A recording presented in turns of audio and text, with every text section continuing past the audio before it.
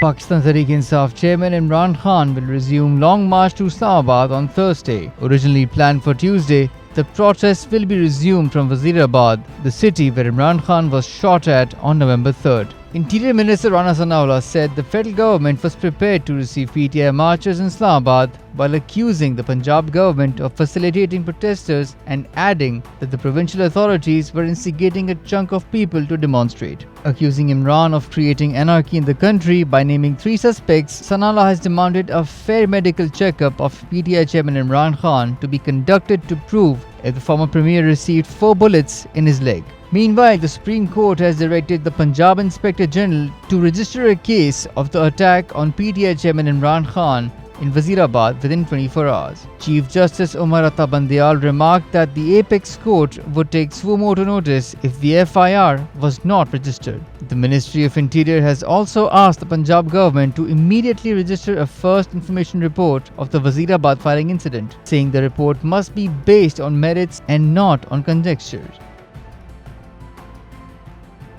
Prime Minister Shehbaz Sharif has urged the international community to come together to create a common charter for the survival of the planet. The Premier is currently in Egypt, attending the UN Climate Conference, popularly known as COP27. On the sidelines of the climate summit, he also met world leaders and dignitaries. The Prime Minister met with the presidents of Iraq, Tajikistan and Indonesia. He also conducted a meeting with Lebanese PM Najib Mikati. PM Shehbaz thanked the international community for helping Pakistan's flood victims and discussed bilateral, regional and global issues with them. In his meeting with the President of the United Arab Emirates, Sheikh Mohammed bin Zayed Al Nahyan, the Premier thanked him for the assistance sent for aid and assistance of flood victims.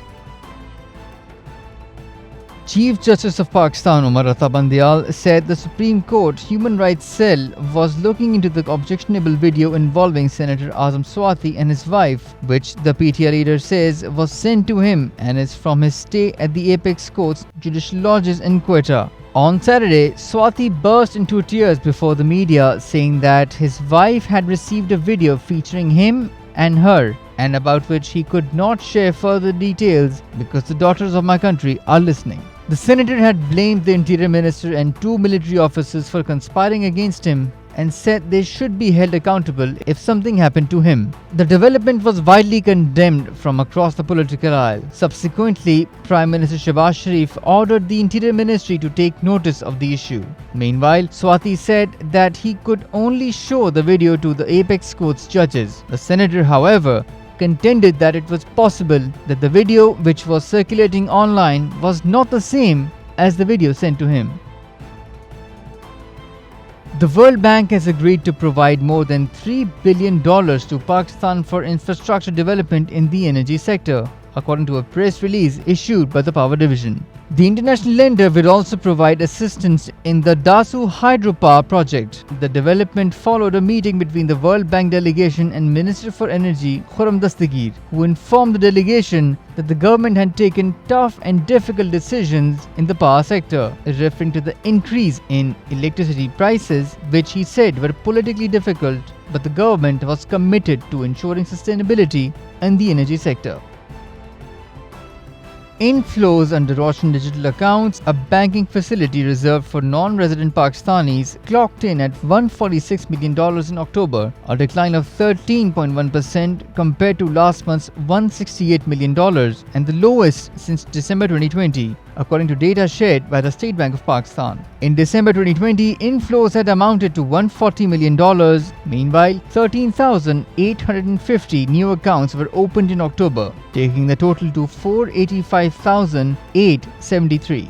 Total RDA inflows have reached $5.295 billion since the launch in September 2020. According to SBB data, $3.344 billion or 63% of this amount has been invested in Naya Pakistan certificates, $1.722 billion through conventional means and $1.622 billion through Islamic mode of financing for the same certificates. Only 1% of the total amount, or $46 million, has been invested in the Pakistan Stock Exchange. The RDA is a flagship initiative of the State Bank aimed at connecting overseas Pakistanis with Pakistan's banking and payment system.